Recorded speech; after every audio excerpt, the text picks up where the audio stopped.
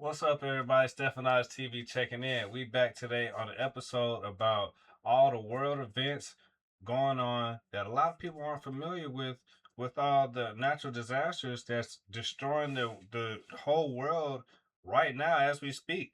The last 3 days, the last 3, 4 days, we have tornadoes, typhoons, floods, earthquakes, volcano eruptions, like literally everything you can think of is going down right now on and we don't even know about it because it's not being presented to us on our news. So this first video right here is coming from Colombia. Less than a day ago, Colombia was hit with a 7.4 earthquake. That means they were shaking that mud like a tambourine. Over with, overly shook up. So we're gonna dig into the video and y'all tell me what you think about it.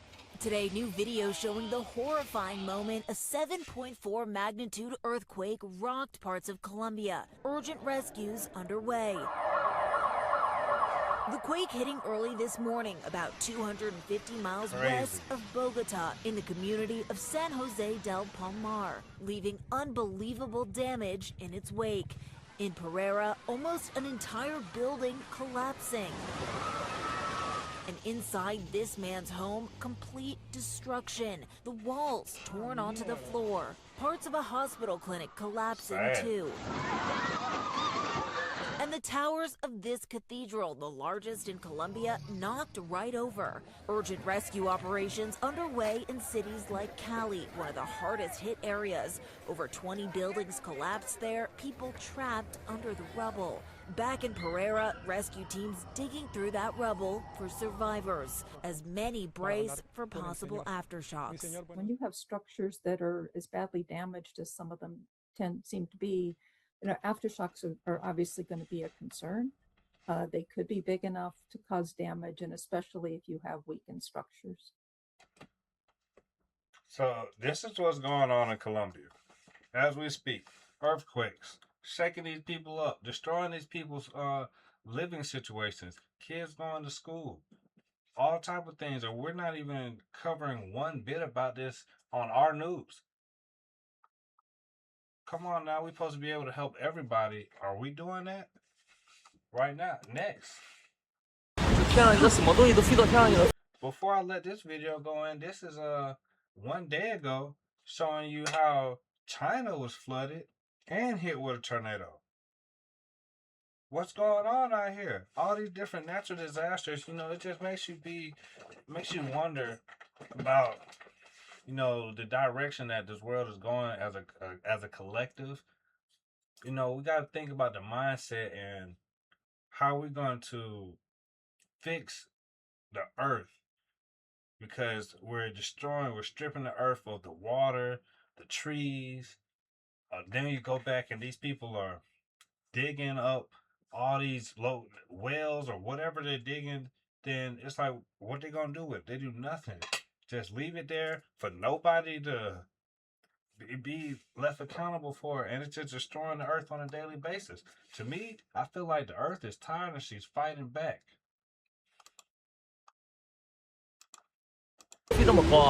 What is flying so high up there? Is it a tornado? On August 10th, a tornado appeared in Zhejiang province as Typhoon Dolphin affected the area. On the evening of August 10th, seawater surged inland in Wenling, Zhejiang province. One person said, "Typhoon Dolphin brought seawater flooding into my hometown, Wenling.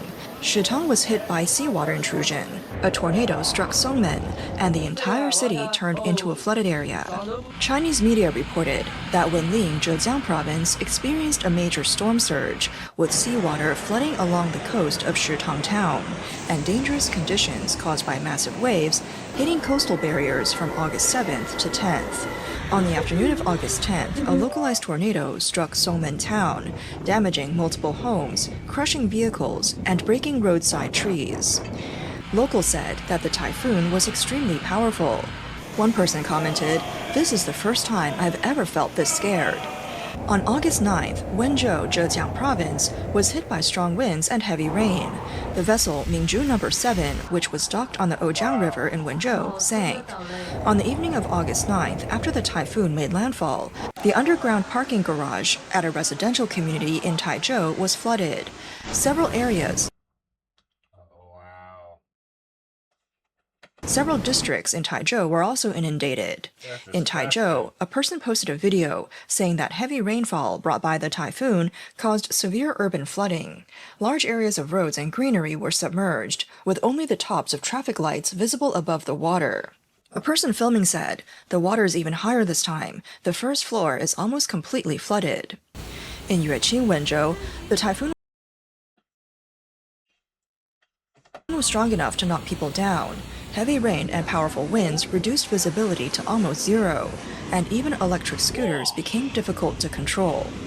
On August 10th, Shanghai continued to experience heavy rainfall. Severe street flooding occurred in multiple districts, vehicles were submerged, and some residential communities were flooded.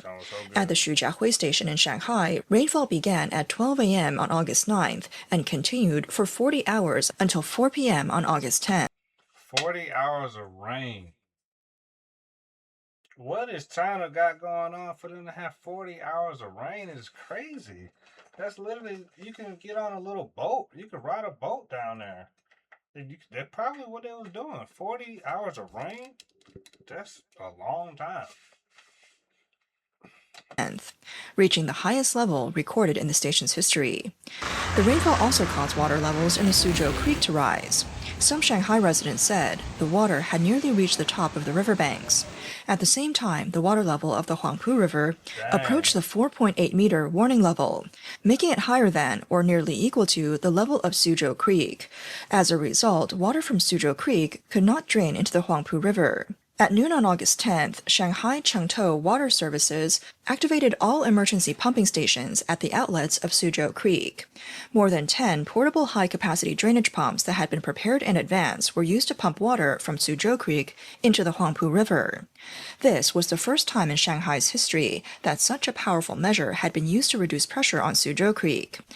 Public information shows that the creek, also known as Wusong River, is a tributary of the Huangpu River by Baidu Bridge, and the section running through the urban area is known as Suzhou Creek. Some people said, the river level today is extremely high.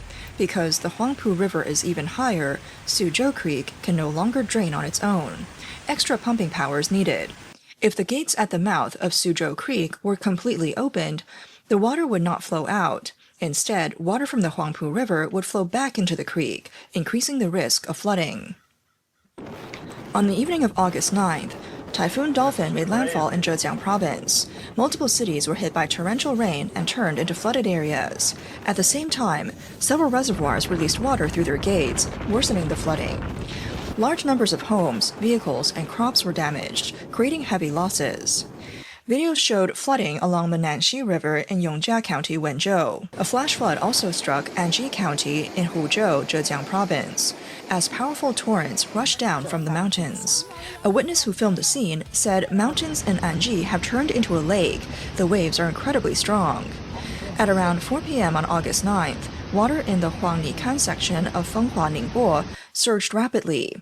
The river overflowed the weir, and most of the riverside guardrails were submerged.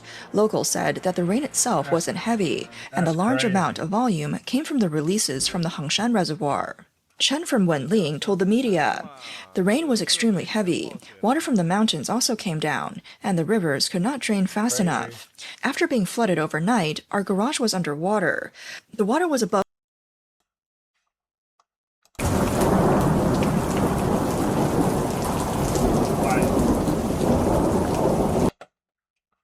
What is this? Look how many times that the lightning was striking. When I looked it up, they said it was like a post of 29,000 lightning strikes. I don't know who could count it like that, but look at it.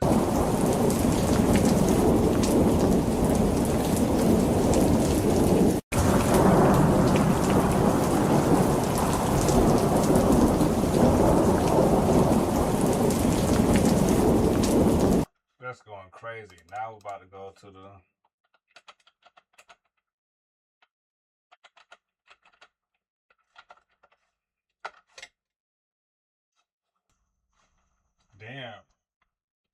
Look, we got volcanoes erupting too.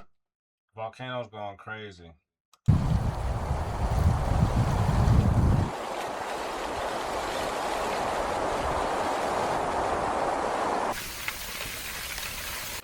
That joint is cooking the earth. And Venezuela, I believe, got hit 2 times. Theirs erupted twice. Their volcano went crazy.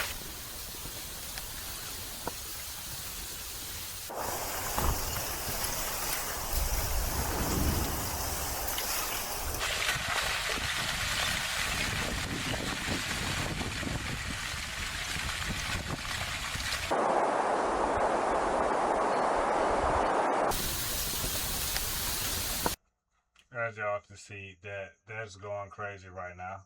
But it's just all type of random stuff that's been going on. But far as the latest stuff, right now, Italy, volcano going crazy in Italy. Have you ever wanted to see your home from space? No matter With this where free you, satellite Earth Maps tool, you can zoom right down. no matter where you look or how you want to go about it, somewhere right now is going crazy. This is in Italy.